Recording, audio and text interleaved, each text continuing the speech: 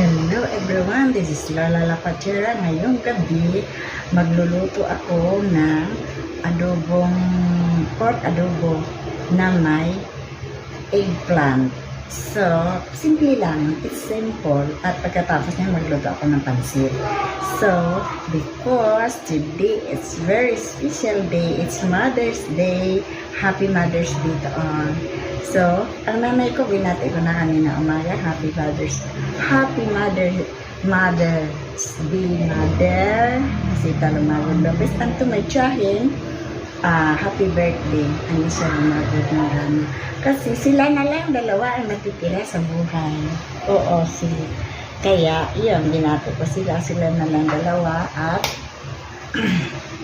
ngayon, magluluto na tayo at itinirito ko na yung eggplant at ang ating pork ay akin na rin inadobo.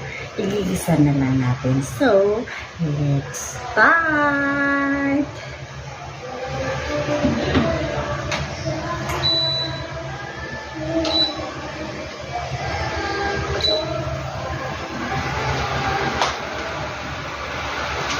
Ilagay na natin ang ating bawang.